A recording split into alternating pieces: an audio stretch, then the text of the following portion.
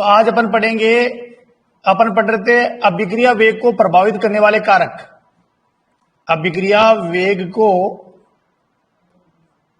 प्रभावित करने वाले कारक, प्रभावित करने वाले कारक। अभिक्रिया वेग को प्रभावित करने वाले कारक पढ़ रहे थे बेटा, है ना। हाँ भाई, अभिक्रिया वेग को प्रभावित करने वाले कारक की अपन चर्चा करें तो प्यारे बच्चों इसमें 7 कारक थे, जिसमें अपने पढ़ा अभिकारक है 2, अभिकारक या क्रिया कारक है 2, अभिकारक की सांद्रता पड़ी थी, ठीक है। इसके बाद में अपने पढ़ा था नंबर 2 अभिकारक व उत्पाद की प्रकृति पड़ी होगी, उत्पाद की प्रकृति पड़ी है ना। इसके बाद में प्यारे बच्चों आपने क्या पढ़ा, नंबर 3 ताप का प्रभाव पढ़ा। ताप के प्रभाव के बाद में नंबर 4 आपने क्या पढ़ लिया था, पृष्ठीय क्षेत्रफल पढ़ा, पृष्ठीय क्षेत्रफल पढ़ा प्यारे बच्चों, क्या पढ़ा, पृष्ठीय क्षेत्रफल पढ़ा, ठीक है। इसके बाद में नंबर 5 की बात अपन करें, आज अपन पढ़ेंगे उत्प्रेरक प्रभाव, उत्प्रेरक प्रभाव पढ़ेंगे, ठीक है।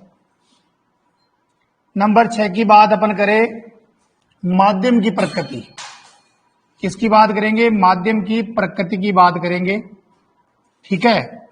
इसके बाद में 7वां जो पॉइंट आपका है वो मेरे प्यारे शेरों विकिरण प्रभाव पढ़ेंगे, क्या पढ़ेंगे, विकिरण प्रभाव पढ़ेंगे। तो कुल मिलाकर के अपन चर्चा करें तो मेरे प्यारे बच्चों अभिक्रिया वेग को प्रभावित करने वाले कारक है वो आपके कारक कितने प्यारे बच्चों, आपके 7 कारक है। उनमें से अपने कौन कौन से कारक के बारे में अपन पढ़ लिया मेरे प्यारे बच्चों, अभिकारक की सांद्रता अपने पढ़ ली, ठीक है। इसके बाद में अभिकारक व उत्पाद की प्रकृति, पुराने बंध टूटने में और नए बंध बनने में, पुराने बंध टूटने में और नए बंध बनने में समय लगता है। जब पुराने बंध टूटने में समय लगेगा तो नए बंध बनने में भी समय लगेगा, तो अभिक्रिया वेग कम हो जाएगा, ठीक है। जब पुराने बंध टूट जाए, जल्दी शीघ्र टूट जाए, नए बंधों का निर्माण शीघ्र हो जाए तो अभिक्रिया वेग बढ़ जाता है। और प्यारे बच्चों मैंने दूसरा पॉइंट बताया था, ताप बढ़ाने पर अभिक्रिया वेग बढ़ जाता है, और ये भी बताया था कि ताप बढ़ाने पर तो अच्छों का वेग बढ़ जाता है, ठीक है। कैसे बढ़ जाता है पता है, बच्चों के नंबर कम आते हैं तो क्या करना पड़ता है, टीचर को ताप बढ़ाना पड़ता है। ताप बढ़ाते दूसरे टेस्ट में अच्छे नंबर आते कि नहीं आते। तो ताप बढ़ाने पर अभिक्रिया वेग कितने 2 से 3 गुना बढ़ जाता है, ठीक है। अभिक्रिया वेग 2 से 3 गुना बढ़ जाएगा।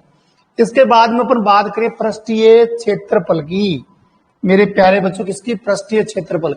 अभिक्रिया वेग जो है वो पृष्ठीय क्षेत्रफल के समानुपाती होता है। अभिक्रिया वेग जो है वो मेरे प्यारे बच्चों किसके, पृष्ठीय क्षेत्रफल के क्या होते हैं, समानुपाती होते हैं, ठीक है। अभिक्रिया जो वेग है वो पृष्ठीय, तो पृष्ठीय क्षेत्रफल बढ़ेगा तो अभिक्रिया वेग बढ़ेगा।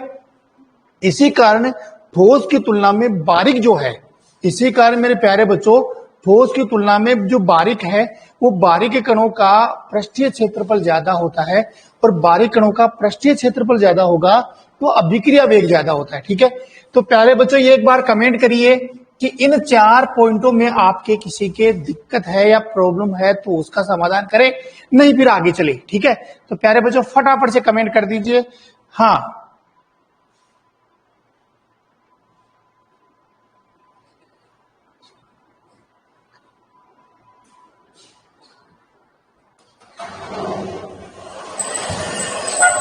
हाँ भाई, तो प्यारे बच्चों फटाफट से कमेंट कर दिए, वेरी गुड, नो प्रॉब्लम, बिल्कुल बेटा नो प्रॉब्लम। चलिए तो आगे अपन बात करते हैं, किसकी बात करें मेरे प्यारे बच्चों, उत्प्रेरक प्रभाव की। किसकी बात करें, उत्प्रेरक क्या करता है, अभिक्रिया के वेग को परिवर्तित कर देता है, बढ़ा देता है। उत्प्रेरक क्या करता है, अभिक्रिया वेग को बढ़ा देता है। तो कैसे बढ़ाता, देखिए अपन नंबर किसकी बात कर रहे हैं, 5 की, और कौन सा प्रभाव पढ़ रहे हैं, उत्प्रेरक। देखो उत्प्रेरक प्रभाव, क्या उत्प्रेरक का प्रभाव, पहले बात तो ये देखिए उत्प्रेरक होता क्या है,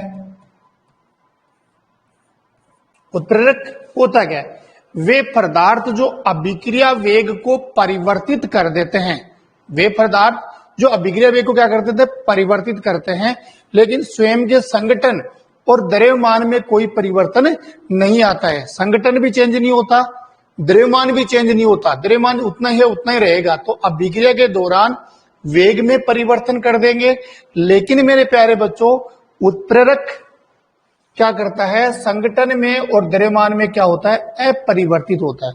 अब देखिए होता क्या है प्यारे बच्चों, अपने पे चर्चा करें तो इधर प्यारे बच्चों मैं बात लेता हूं, इधर देखिए एक ग्राफ लेते हैं अपन, ठीक है ऐसे। तो इधर तो प्यारे बच्चों अपने ये तो आपका हो गया समय, समय कह दो या ऊर्जा कह दो, मैं चलो ऊर्जा कर देते हैं, ऊर्जा ले लेते हैं। और ये प्यारे बच्चों अभिक्रिया की प्रगति, अभिक्रिया की प्रगति, प्रगति का मतलब कितनी अभिक्रिया चल रही है उसके ऊपर डिपेंड करता है। तो उसकी चर्चा करते तो देखो यहां ग्राफ अपनी जो बनती है, हाँ देखो ऐसे होगी, ये बिना क्रिया कारक की, बिना उत्प्रेरक की जो अभिक्रिया है, जिसमें A प्लस बी मिलकर के आपका उत्पाद बनाएगा C प्लस डी। ये तो आपका है C प्लस डी जो बन रहा है, ये तो आपका उत्पाद है ना। और ये मेरे प्यारे बच्चों आपका क्या है, क्रिया कारक है ना। देखो ये क्रिया कारक क्या है, आपने देखा होगा जैसे ही प्यारे बच्चों आप 10वीं 12वीं की एग्जाम देते हैं, वो आपके 33% नंबर है ना, 10वीं से 11वीं में जाने के लिए 33% माध्यमिक शिक्षा बोर्ड ने अब की बार क्या किया, कोरोना के चक्कर में 0 कर दिया। 0 मतलब समझ में आ गया, जिसके कुछ नंबर आए वो भी पास हो गया, सही है कि नहीं। मतलब ऐसा उत्प्रेरक डाला गवर्नमेंट वालों ने, भाजपा कांग्रेस जो भी सरकार है उन्होंने ऐसा उत्प्रेरक डाल दिया कि ये जो लेवल है ना, ये जो पार करने वाला वो 0 कर दिया, सारे के सारे आ गए इधर उत्पाद में। देखिए कैसे, जब ये उत्प्रेरक की अनुपस्थिति में है, इस टाइम पर उत्प्रेरक नहीं है, उत्प्रेरक की क्या है बेटा, अनुपस्थिति। तो ये प्यारे बच्चों आपका ये जो लेवल दिख रहा है, यहां देखिए जो रेड कलर में जो लेवल दिख रहा है आपका, पिंक कलर में जो है वो आपका है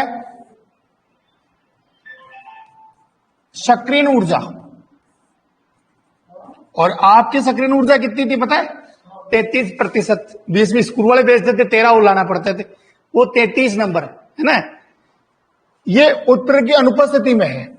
किसी भी क्रियाकारक को उत्पाद में बदलना है ना बेटा, तो इतनी ऊर्जा चाहिए, इतनी ऊर्जा चाहिए, इतनी ऊर्जा मिलेगी। तो इसको अपन मैं बोल दूं, इसको मैं बोल देता हूं E1, इसको मैं बोल देता हूं E1। E1 आपकी क्या है बताइए, उत्प्रेरक की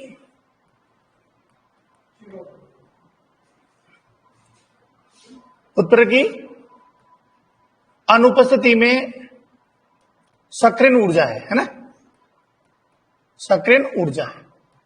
उत्प्रेरक की बिना, जो उत्प्रेरक की अनुपस्थिति में प्यारे बच्चों क्या है आपकी, सक्रियण ऊर्जा है, ठीक है। अब देखो प्यारे बच्चों, जब इसमें इस अभिक्रिया में क्या डाल दिया, उत्प्रेरक डाल दिया है ना, उत्प्रेरक डालते ही क्या होगा, ये देखिए उत्प्रेरक डालते ही ये अभिक्रिया ऐसे हो जाएगी। अब देखो सक्रियण ऊर्जा इतनी चाहिए थी ना, अब सक्रियण ऊर्जा आपको इतनी चाहिए E2। बस केवल क्या कर दिया, थोड़ा से नंबर लाने पर। देखो पहले इतनी ऊर्जा चाहिए थी, अब क्या कर रहे हैं, थोड़ी सी। तो अब बताओ E2 जो है वो कब की है, ये जो है आपकी वो उत्प्रेरक की उपस्थिति में है, उत्प्रेरक की उपस्थिति में। तो उत्प्रेरक की उपस्थिति में सक्रियण ऊर्जा की आवश्यकता क्या होगी, कम, और उत्प्रेरक के बिना सक्रियण ऊर्जा की आवश्यकता क्या होगी, ज्यादा। तो अभिक्रिया पहले की तुलना में जल्दी संपन्न हो जाएगी। उत्प्रेरक की उपस्थिति में क्या है भाई, सक्रियण ऊर्जा है, सक्रियण ऊर्जा है। तो प्यारे बच्चों आप कुल मिलाकर के ये देखिए, देखो जब अभिक्रिया में उत्प्रेरक नहीं था तो सक्रियण ऊर्जा ज्यादा चाहिए, और सक्रियण ऊर्जा ज्यादा चाहिए तो अभिक्रिया वेग क्या होगा, कम होगा। यदि मान लो माध्यमिक शिक्षा बोर्ड में पास करने के लिए 90 नंबर कर दे, 100 में से 90 नंबर आएंगे तो वही पास होंगे, तो एक आधा ही पास होगा, बाकी सारे अगले साल वो तैयार रहेंगे हैं। अब की बार क्या कर दिया, ये सक्रियण ऊर्जा जो 90 थी उसको क्या कर दिया गवर्नमेंट ने, 0 कर दिया। जितने बेटे वो सारे के सारे क्या हो गए, प्रमोट हो गए, नहीं हो गए। तो वो उत्प्रेरक है, उत्प्रेरक क्या करता, जब नहीं था तब अभिक्रिया में सक्रियण ऊर्जा की मात्रा ज्यादा थी, तो अधिकांश अणु क्या करते थे, जिनकी ऊर्जा कम रहेगी यहां तक रहेगी वो सारे यहीं रह जाते थे। जिनकी ऊर्जा इनसे ज्यादा वो किसमें बदलते हैं, क्रियाकारक से किसमें बदल जाते हैं, उत्पाद में बदल जाते हैं। तो समझ में आ गई है, समझ में आएगा बेटा। देखिए उत्प्रेरक किसे कहते हैं पता है, वे पदार्थ जो अभिक्रिया के वेग को परिवर्तित कर देते हैं, स्वयं के संगठन और द्रव्यमान में कोई परिवर्तन नहीं आता। दूसरा, उत्प्रेरक की अनुपस्थिति में अभिक्रिया वेग कम होता है, उत्प्रेरक डालते ही अभिक्रिया वेग बढ़ जाता है। क्यों बढ़ जाता है, क्योंकि उत्प्रेरक क्या करता है, वो सक्रियण ऊर्जा को क्या कर देता है, कम कर देता है, उस अभिक्रिया का रास्ता ही चेंज कर देता है, जिससे सक्रियण ऊर्जा क्या होती है, कम हो जाती है, और अभिक्रिया कम ऊर्जा पर भी क्या होती है, संपन्न हो जाती है, जिससे क्रियाकारक से उत्पाद है वो क्या होगा, अभिक्रिया में बढ़ जाता है बेटा। ठीक है, तो बताइए फटाफट, समझ में आ गया बेटा। ठीक है, जो लास्ट वाली तीर है वो नहीं करनी चाहिए, तो इतना ध्यान रखना है प्यारे बच्चों। देखिए दोबारा देख लीजिए ग्राफ एक बार, ये अभिक्रिया की क्या थी, प्रगति थी, है ना, और इधर क्या था, ऊर्जा थी। क्रियाकारों को उत्पाद में बदलने के लिए ये क्या थी, सक्रियण ऊर्जा थी आपकी, ये इतनी सक्रियण ऊर्जा थी आपकी, कितनी, E1। ये उत्प्रेरक की अनुपस्थिति में थी, उत्प्रेरक की अनुपस्थिति में थी, है ना। जैसे आपने क्या डाला बेटा, जैसे आपने उत्प्रेरक डाला तो ये E2 हो गया। तो E1 तो क्या थी, उत्प्रेरक की अनुपस्थिति में थी, E2 क्या हो गया, उत्प्रेरक की उपस्थिति में। तो पहले की तुलना में जो क्रियाकारक थे वो ज्यादा किसमें बदल जाते हैं, उत्पाद में। क्रियाकारक है पहले की तुलना में ज्यादा उत्पाद बदल जाते हैं, अभिक्रिया वेग बढ़ जाता है। ठीक है, समझ में आ गया बेटा। तो समझ में आ गया क्या, आपने क्या पढ़ा, वे पदार्थ जो अभिक्रिया के वेग को परिवर्तित कर देते हैं तथा स्वयं के संगठन और द्रव्यमान में कोई परिवर्तन नहीं करते हैं, वो प्यारे बच्चों आपके उत्प्रेरक कहते हैं। उत्प्रेरक की अनुपस्थिति में अभिक्रिया वेग कम होता है, क्योंकि सक्रियण ऊर्जा का मान ज्यादा होता है। जैसे उत्प्रेरक डालोगे तो अभिक्रिया का वेग क्या हो जाएगा, कम हो जाता, सॉरी अभिक्रिया वेग बढ़ जाता है। क्यों बढ़ जाता है, क्योंकि सक्रियण ऊर्जा क्या होती है, घट जाती है। अरे ये सक्रियण ऊर्जा है ना, वो अवरोध होती है, बाधा होती है, सही है, अवरोध या बाधा, जो क्रियाकारों को उत्पाद में बदलने के लिए क्या करती है, रोकती है। इतनी जिसकी ऊर्जा कम होगी वो रोक देते हैं। ठीक है, तो ये आपके 10वीं में जो 12वीं में जो नंबर आपके चाहिए वो अवरोध है आपका। यदि वो अवरोध इस साल भी 0 कर दे, ऐसा नहीं होगा हर बार 0 कर देंगे बेटा, है ना। तो प्यारे बच्चों समझ में आ गया, आगे चलते हैं। हाँ भाई, शाबाश मेरे प्यारे बच्चों। ठीक है, इसके बाद में चलते हैं, दूसरा अपना कौन सा था, हाँ भाई, अब आता माध्यम की प्रकृति। क्या आती है मेरे प्यारे बच्चों, माध्यम की प्रकृति। देखिए छठा पॉइंट क्या अपना, माध्यम की प्रकृति, माध्यम की प्रकृति। हाँ भाई, माध्यम का मतलब क्या होता भाई, सुन लीजिए, माध्यम का मतलब होता है विलायक, मतलब विलायक की प्रकृति भी हो सकती है। माध्यम की प्रकृति का मतलब होता है विलायक की प्रकृति भी। ठीक है, माध्यम की प्रकृति का मतलब होता है विलायक की प्रकृति। अब देखिए प्यारे बच्चों, आपका क्या होता है, जो क्रियाकारक उत्पाद है वो आपके क्रियाकारक यदि, है ना, जो क्रियाकारक है वो प्यारे बच्चों क्या है, दूर भी हो।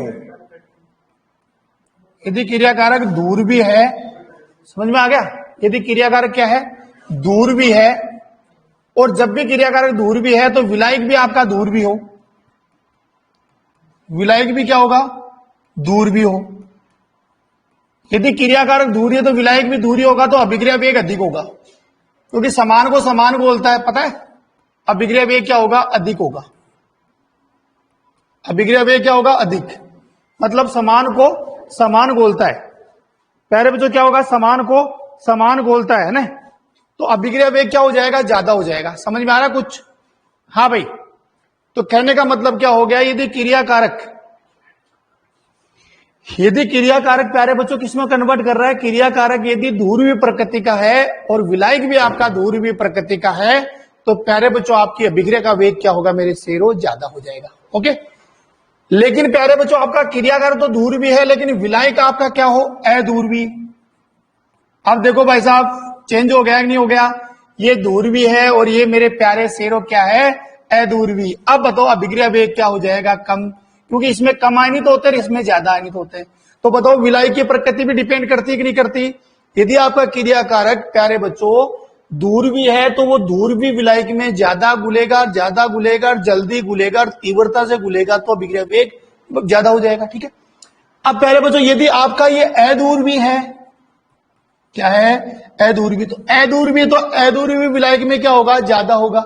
अध्रुवी है तो क्या होगा, अध्रुवी विलायक में ज्यादा होगा। और मेरे प्यारे शेरों किसमें, अध्रुवी है तो अध्रुवी विलायक में ज्यादा होगा। और यदि प्यारे बच्चों ध्रुवी विलायक में ये क्या होगा, कम घुलेगा। तो समान को समान बोलते हैं। ध्रुवी में ज्यादा वेग होगा, अध्रुवी में ज्यादा, विलायक में क्या होगा, वेग ज्यादा होगा। समझ में आ गया तो बताइए, फटाफट कमेंट करें बेटा। हाँ भाई, जल्दी से मेरे प्यारे बच्चों फटाफट से कमेंट कर दीजिए। हाँ, जो भी समझ में आ गया तो ओके ओके। तो समझ में आ गया भाई, आपका ठोस जो होता है ना क्रिया कारक, वो आपका ध्रुवी है, अध्रुवी है, और आपका विलायक क्या है, ध्रुवी एक अध्रुवी। समान को समान, ध्रुवी तो ध्रुवी में ज्यादा वेग होगा, अध्रुवी का अध्रुवी विलायक में ज्यादा वेग होगा। तो माध्यम की प्रकृति समझ में आ गई। माध्यम की प्रकृति भी डिपेंड करती है कि वो अभिक्रिया का वेग ज्यादा होगा या कम होगा। क्लियर, ओके बेटा, शाबाश। तो प्यारे बच्चों देखिए आगे बात करते हैं अपन। हाँ भाई, आगे वाले की चर्चा कर रहे हैं मेरे प्यारे बच्चों। किसकी बात कर रहे हैं, आगे वाले की। देखिए अगला वाला पॉइंट कौन सा है, विकिरण प्रभाव। लास्ट 7 वाला है मेरे प्यारे शेरों, विकिरण प्रभाव। विकिरण प्रभाव देखिए, कुछ अभिक्रिया ऐसी होती है जो विशेष विकिरण की उपस्थिति में अभिक्रिया होती है। विकिरण नहीं होगी तो अभिक्रिया नहीं हो पाती है। कैसे, देखिए प्यारे बच्चों, आपने देखा होगा H2 + Cl2 यदि प्रकाश की उपस्थिति में रखे, प्रकाश की अनुपस्थिति में रखे, एक बार प्रकाश की अनुपस्थिति में, तो यह अभिक्रिया बहुत ही मंद गति से होती है। क्या होगी, मंद गति से। अभिक्रिया क्या होगी बेटा, मंद गति से होगी। ठीक है। लेकिन मेरे प्यारे बच्चों यहां देखिए, H2 + Cl2 मिलकर के यदि HNu लेके आ जाए, सूर्य का प्रकाश, क्या लेके आ जाए, सूर्य का प्रकाश। HNu का मतलब क्या होता है, फोटोन होता है। फोटोन का मतलब क्या होता है, सूर्य का प्रकाश होता है। क्या होता है मेरे प्यारे बच्चों, सूर्य का प्रकाश। और सूर्य के प्रकाश की उपस्थिति में ले तो ये बनाती है 2HCl, और इस अभिक्रिया का वेग क्या होता है, तीव्र होता है। तो बताइए, ये जो अभिक्रिया है, पहले भी ये तो क्रियाकारक तो आपको वही थे, क्रियाकारक की सांद्रता बढ़ाओ चाहे घटाओ, इससे कोई फर्क नहीं पड़ेगा। इस अभिक्रिया पर फर्क किसका पड़ेगा बताइए, इस विकिरण का प्रभाव पड़ेगा। जो प्रकाश की जो विकिरण आएगी, सूर्य की प्रकाश जिस पे डलेगी, तो ये अभिक्रिया तीव्र वेग से होगी। ये नहीं डलेंगे तो अभिक्रिया क्या होगी, धीमी गति से होगी। क्या होगी मेरे प्यारे बच्चों, धीमी गति से। बताइए अभिक्रिया क्या होगी, धीमी गति से। हाँ भाई, तो समझ में आया, बताइए कैसे लिखोगे मेरे प्यारे बच्चों। बताइए कि कुछ अभिक्रिया क्या होती है, विशेष विकिरण की उपस्थिति में होती है। विशेष विकिरण होगी तो यह अभिक्रिया क्या होगी, तीव्र वेग से होगी, बाकी नहीं होगी। बहुत समय लग जाए, सालों निकल जाए, लेकिन यह अभिक्रिया नहीं होगी। लेकिन जैसे इस पर विकिरण का प्रभाव गिरेगा, सूर्य की किरण, विकिरण का मतलब किरण, सूर्य की किरण गिरेगी, जैसे गिरते इसमें अभिक्रिया वेग बढ़ जाएगा, तीव्र गति से अभिक्रिया हो जाएगी। तो बताइए समझ में आएगा बेटा। हाँ भाई, ये कॉन्सेप्ट। तो अभिक्रिया वेग को प्रभावित करने वाले कारक कितने थे, 7 थे, पढ़ लिए। पहला था अभिकारक की सांद्रता, अभिक्रिया वेग समानुपाती सांद्रता था। दूसरा क्रियाकारक और उत्पाद की प्रकृति, पुराने बंध शीघ्रता से टूटेंगे तो नए बंध शीघ्रता से बढ़ेंगे, अभिक्रिया वेग अधिक होगा। तीसरा अपन ने पढ़ा ताप का प्रभाव, ताप बढ़ाने पर अभिक्रिया वेग बढ़ता है। और प्यारे बच्चों, जब ताप में कितनी डिग्री वृद्धि कर दे, 10 डिग्री, तो बताइए अभिक्रिया वेग कितना गुना बढ़ता है, कमेंट में करें, फटाफट कमेंट करें बेटा। ताप में 10 डिग्री सेल्सियस की वृद्धि कर दे तो अभिक्रिया वेग कितना गुना बढ़ेगा, बताओ फटाफट से बताइए। हाँ भाई, और प्यारे बच्चों, ताप में 10 डिग्री के स्थान पर 10 केल्विन कर दे, ताप में वृद्धि कितने कर दे, 10 केल्विन, तो अभिक्रिया वेग कितना गुना बढ़ेगा, बताइए फटाफट से। ताप में 10 केल्विन की वृद्धि कर दे, डिग्री के स्थान पर क्या कर दिया, 10 केल्विन कर दिया। हाँ भाई, डिग्री की जगह केल्विन लेके आ गया, तो बता अभिक्रिया वेग कितना बढ़ेगा, फटाफट से कमेंट करें। सेम रहेगा, अधिक बढ़ेगा, कम बढ़ेगा, बताइए फटाफट। समझ रहे मेरी बात को। देखिए प्यारे बच्चों आपने कहा कि 10 डिग्री सेल्सियस ताप में वृद्धि कर दे, तो अभिक्रिया जो वेग है वो अभिक्रिया वेग जो है वो प्यारे बच्चों कितना 2 से 3 गुना बढ़ जाता है, 2 से 3 गुना बढ़ जाता है ना। अब ताप में 10 केल्विन की वृद्धि कर दे के की, तो अभिक्रिया वेग पर क्या प्रभाव पड़ेगा ये बताइए। हाँ भाई, कोई कमेंट नहीं है बेटा, जल्दी कमेंट करें मेरे प्यारे बच्चों। अरे सिंपल सही है यार, 10 डिग्री का मतलब 10 केल्विन। देखिए सुनो एक बार, देखो आप सभी को पता है, एक बार मान लो 273 जोड़ लो, 273 प्लस 10, भाई आप जीरो केल्विन 273 जोड़ोगे तो कितना हो जाएगा 283 केल्विन हो गया। इस 273 इसमें जोड़ोगे 83 केल्विन, 273 तो 200 केल्विन तो उतना ही है, तो टेम्परेचर से उतना ही फर्क पड़ेगा, सेम रहेगा अभिक्रिया वेग 2 से 3 गुना बढ़ेगा, सेम का सेम। अरे आप ये करो, देखो मेरी बात एक बार देखिए, आपके समझ में नहीं आया शायद है ना। प्यारे बच्चों ये पहले T1 ताप था, T1 से T2 किया, T2 में 10 डिग्री बढ़ा दी। पहले ताप 0 डिग्री था, अब आप ताप कितना बढ़ा दिया 10 डिग्री सेल्सियस। तो अभिक्रिया जो वेग था वो कितना बढ़ा बताओ, पहले 0 था और अब कितना हो गया 10, तो अभिक्रिया वेग कितना बढ़ गया 2 से 3 बढ़ गया है ना, 2 से 3 गुना। अब प्यारे बच्चों यदि मैंने 0 डिग्री है तो 0 डिग्री को केल्विन में बदलो तो 273 ही तो होगा केल्विन। अरे केल्विन में बदलने के लिए क्या करना पड़ेगा, केल्विन में बदलने के लिए 273 प्लस T डिग्री सेल्सियस, तो T कितना है 0 में 273 जोड़ो तो 273 केल्विन आ गया। अब आपने 10 ही तो बढ़ाना है, 10 बढ़ा दो तो कितना हो गया, इस कंडीशन में कितना हुआ बताओ 273 और 283, इसमें बताओ कितना हुआ, जब 273 में 273 केल्विन था 0 पर तो, और इसमें बढ़ाया तो 283, तो टेम्परेचर बात तो कंडीशन वही है, अरे वही है ना। हाँ भाई समझ में आया कि नहीं है बताओ फटाफट। अरे 10 डिग्री का मतलब 10 केल्विन बढ़ेगी, सही है कि नहीं। हाँ फटाफट कमेंट करें, समझ में आएगा बेटा। चलिए तो अभिक्रिया वेग को प्रभावित करने वाले कारक समझ में आ गया। ओके प्यारे बच्चों अपन बात करते हैं अगला पॉइंट,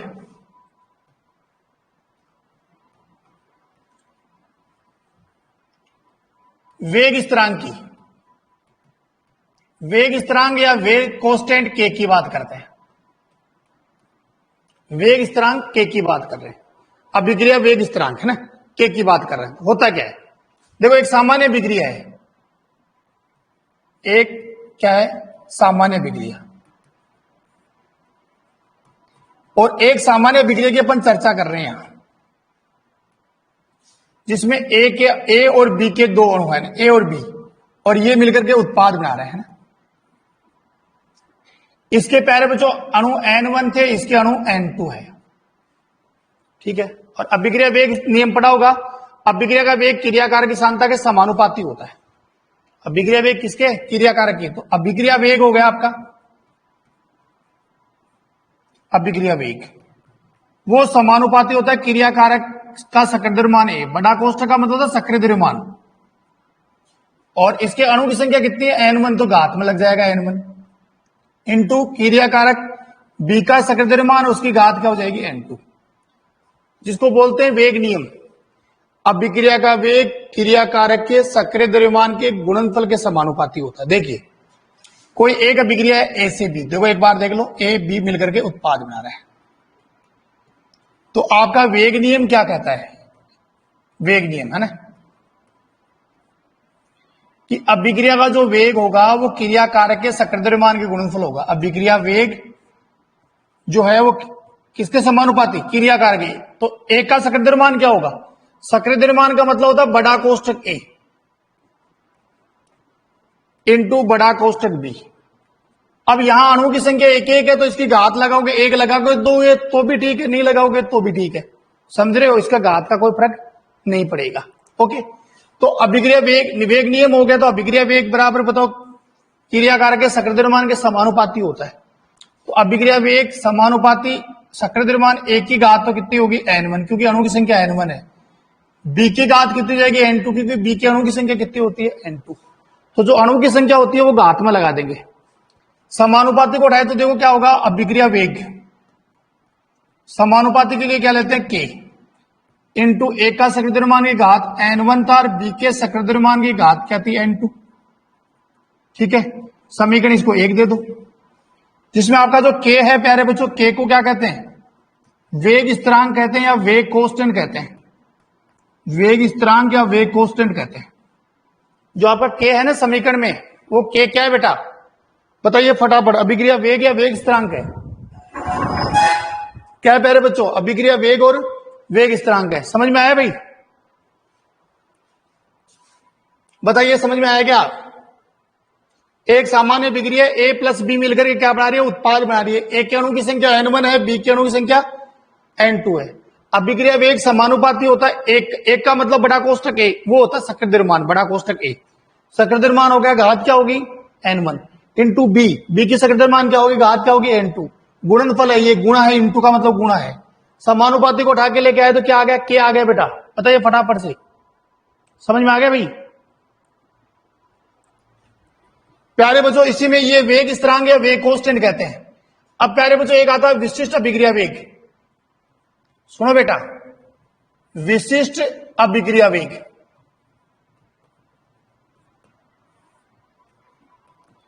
विशिष्ट अभिक्रिया वेग क्या होता है। अच्छा, परिभाषा 1 नंबर की आती है, विशिष्ट अभिक्रिया वेग क्या होता है। ठीक है, तो अपना समीकरण ए है, यदि क्रियाकारक की सांद्रता कितनी हो, क्रियाकारकों की सांद्रता इकाई हो, क्रियाकारक ए और बी की सांद्रता क्या हो, इकाई हो, पूरे का मान कितना होगा 1। तो अभिक्रिया जो वेग है, अभिक्रिया वेग जिसको अपन बोलते हैं dx/dt है ना, वो समानुपाती होगा क्रियाकारक ए की घात n1 थी, बी की क्रियाकारक की घात क्या थी n2। क्या इसको अपन ऐसे भी कर दे, समीकरण 1 से देखो समीकरण 1 में रख दो, अभिक्रिया वेग रख दिया, ये बराबर क्या हो गया k, ए की घात n1 और बी की घात क्या होगी n2।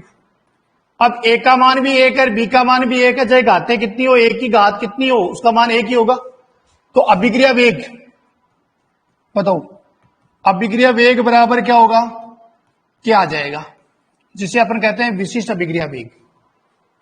क्या कहते हैं, विशिष्ट अभिक्रिया वेग कहते हैं। हाँ भाई, क्या कहते हैं मेरे प्यारे बच्चों, विशिष्ट अभिक्रिया वेग।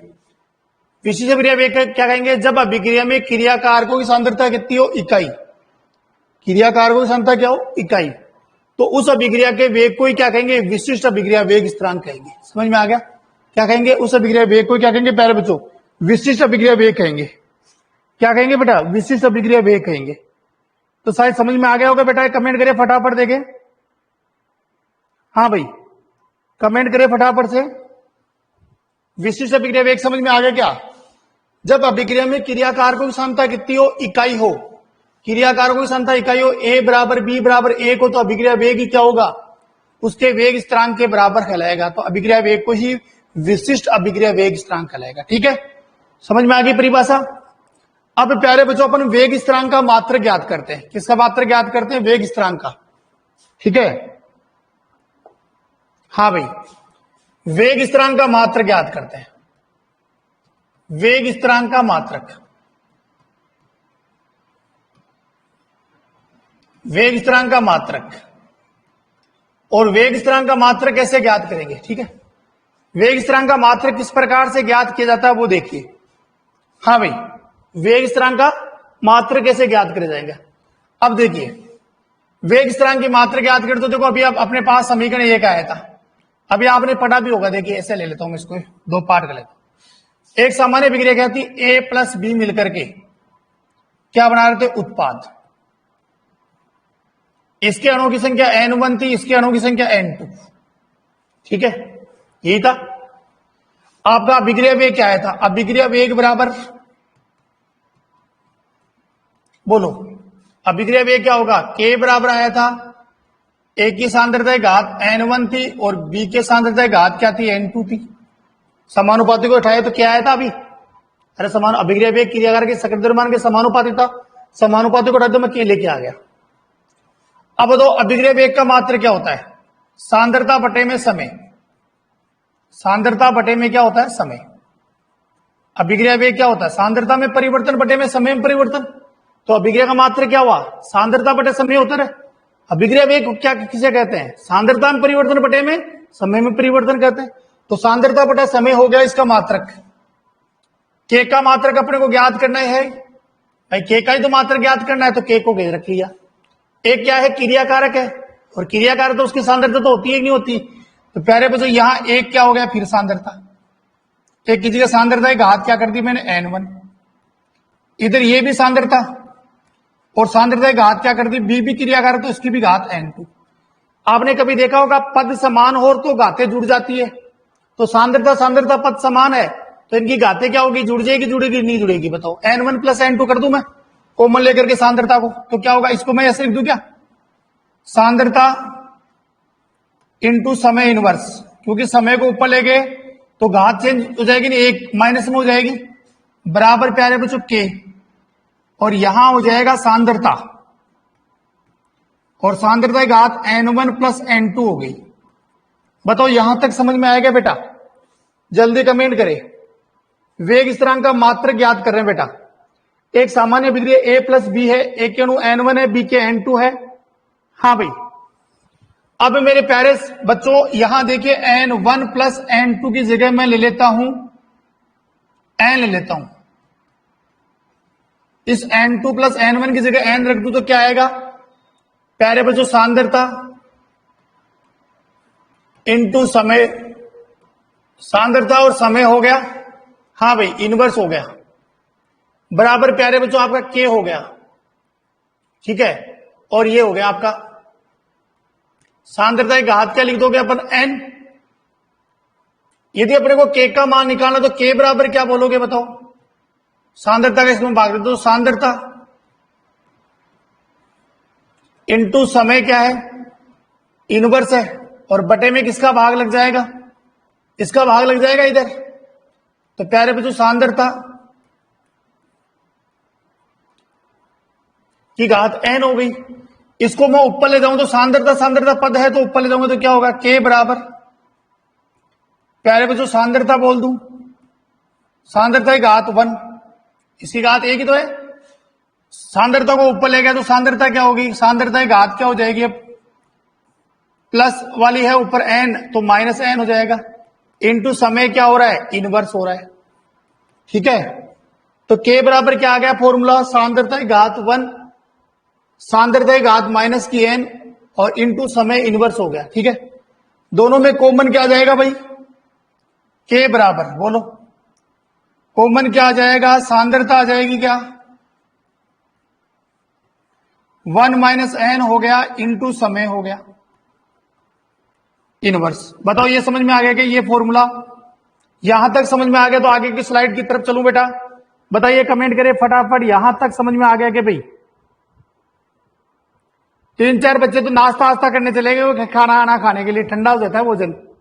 पहले 25-26 थे, अब 22-23 रह गए। हाँ, एक और चला गया। हाँ, समझ में आया बेटा? पाइल, शाबाश। मेरे शेर यही पढ़ेंगे, पाइल वगैरह ये सब प्यारे बच्चों, ये बड़े प्यारे बच्चे हैं। शाबाश बेटा, पढ़ने वाले चाहिए बच्चे, है ना? शाबाश मेरे शेरों। शेर कम है शेरनिया ज्यादा है ना?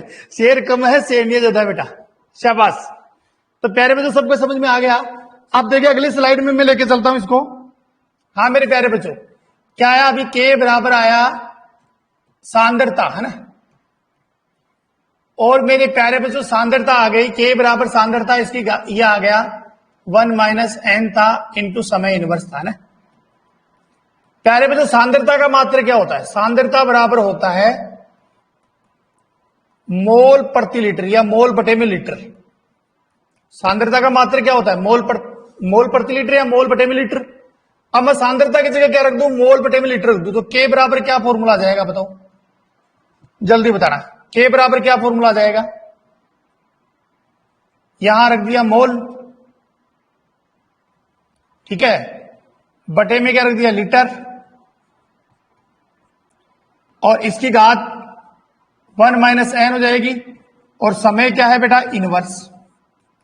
अब मैं पहले बच्चों इसको कोष्ठ को खोलूंगा तो मोल की घात 1 माइनस एन होगी, लीटर की घात भी 1 माइनस एन होगी, लेकिन लीटर ऊपर आएगा तो चेंज हो जाएगी। देखो ये ऐसे रखे एक बार, के बराबर बताओ मोल, तो मोल की घात तो हो गई भाई आपके 1 माइनस एन, बटे में लीटर की घात क्या होगी बेटा,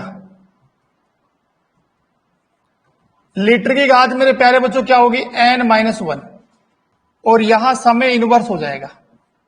ओके, अब मैं इसको ऊपर लेके जाऊं तो क्या हो जाएगा भाई, घात नहीं, सॉरी बेटा सॉरी, ये तो दोनों में सेम ही रहेगी घात तो अभी 1 माइनस एन। अब मैं ऊपर ले जाऊंगा है ना, इसको ऊपर लेके जा रहा हूं क्योंकि दोनों में घात तो सेम ही रहेगी, ऊपर ले जाए तब चेंज होगा। देखिए के बराबर बोलो मोल हो गया, मोल की घात क्या हुई 1 माइनस एन, और लीटर का चेंज हो जाएगा। आप बताओ लीटर की घात क्या हो जाएगी एन माइनस 1, और प्यारे पे जो समय इनवर्स, ये लो, ये बेटा फाइनल फॉर्मूला प्राप्त हो गया अपने को, जहां एन क्या है अभिक्रिया कोटि, अभिक्रिया कोटि, एन क्या है अभिक्रिया कोटि, कोटि मतलब अपने घर वाली कोटि नहीं है ना, कोटि पहले वो जो अपन कल पढ़ेंगे कोटि के बारे में है ना, कोटि होती है जिसकी सांद्रता में परिवर्तन होता है या अभिक्रिया वेग के दौरान सांद्रता में परिवर्तन होता है, वो अभिक्रिया कोटि में भाग लेता है। जिन क्रियाकारी सांद्रता में परिवर्तन नहीं होता वो अभिक्रिया कोटि में भाग नहीं लेता है। ठीक है, वो कल पढ़ेंगे, आप तो अभी तो याद रखो एन बराबर अभिक्रिया कोटि। तो पहले बच्चों ये फॉर्मूला आ गया, यहां तक समझ में आ गया फॉर्मूला बेटा। हाँ भाई, के बराबर क्या है मोल, मोल की घात 1 माइनस एन हो गई, लीटर की घात क्या होगी एन माइनस 1 हो गई, और समय प्यारे बच्चों क्या हो गया इनवर्स हो गया। क्लियर। अब मेरे प्यारे बच्चों आपको देखो यहां ये फॉर्मूला बहुत इंपॉर्टेंट आएगा, इससे 3-4 क्वेश्चन बनता है। पहला क्वेश्चन की बात करें, शून्य कोटि अभिक्रिया, शून्य कोटि अभिक्रिया, अभिक्रिया का वेग स्थिरांक का मात्रक बताओ, शून्य कोटि अभिक्रिया का वेग स्थिरांक का क्या बताना है बेटा मात्रक। ये पहला क्वेश्चन आ गया, शून्य कोटि अभिक्रिया के लिए वेग स्थिरांक का मात्रक बताना, 1 नंबर का क्वेश्चन आता है। तो पहले बच्चों शून्य कोटि तो एन का मान कितना आएगा 0, कोटि शून्य तो है, कोटि तो है, तो एन का मान 0 शून्य कोटि के लिए, तो रखो भाई के बराबर क्या आएगा बताओ फॉर्मूला, मोल हो गया, मोल का मान एन का मान तो 0 है तो 1 माइनस 0, प्यारे बच्चों लीटर क्या होगा एन माइनस 1 है तो एन का मान 0 माइनस 1 कर दे, समय इनवर्स कर दे, तो फॉर्मूला क्या आएगा बताओ, के बराबर बोलो मोल तो 1 हो जाएगा, मोल तो 1 हो जाएगा क्या, और प्यारे पे जो लीटर क्या हो जाएगी इनवर्स, और समय तो सब में इनवर्स आएगा, कोई सी कोटि आए समय घटेगा। बताइए ये फॉर्मूला आ जाएगा। बताओ समझ में आएगा भाई, शून्य कोटि के लिए समझ में आएगा बेटा, शून्य कोटि अभिक्रिया का वेग स्थिरांक का मात्रक ज्ञात करें, जल्दी बोले। मोल हो गया, लीटर माइनस आ जाएगा और समय इनवर्स आ जाएगा, पक्का, शाबाश मेरे प्यारे बच्चों। ठीक है, अगली बात करता हूं मैं, चलो फर्तम कोटि के लिए निकालो, फटाफट से बताइए फर्तम कोटि अभिक्रिया, अभिक्रिया का वेग स्थिरांक बताओ, फर्तम कोटि अभिक्रिया का वेग स्थिरांक बताओ के, इसमें एन का मान कितना हो, फर्तम कोटि है तो 1 हो जाएगा क्या, रखो देखे के बराबर फॉर्मूला रखो, जल्दी बताओ, सोल्व करो बेटा, क्या हो जाएगा मोल 1 माइनस 1 हो जाएगा, लीटर में एन का मान 1 रख दिया तो 1 माइनस 1, और समय क्या होगा मेरे प्यारे बच्चों, समय इनवर्स हो जाएगा। बताइए क्या आएगा फॉर्मूला, के बराबर मोल 1 माइनस 1, लीटर क्या आ जाएगा 1 माइनस 1, और समय क्या आ जाएगा इनवर्स। राहुल बोचरा बता रहा समय इनवर्स, किरण बता रही है सेकंड इनवर्स, बिल्कुल सेकंड का मतलब नहीं है समय आएगा टी, सब सेकंड में भी आ सकता है, मिनट भी आ सकती है, क्या घंटे में भी आ सकता है। ठीक है, समय किसमें भी आ सकता है, सेकंड समय का छोटा मात्रक है सेकंड, मिनट इनवर्स भी आ सकता है, और समय मतलब समय कोई सा भी हो सकता है, इनवर्स में आएगा समय भी। ठीक है, तो प्यारे बच्चों यहां घात क्या हो जाएगी भाई, इसका मान 0 हो गया तो किसी की घात का मान 0 उसका 1 होता है, तो ये भी 1 हो गया और ये भी 1 हो गया, तो क्या आएगा मात्रक अपना समय इनवर्स आएगा।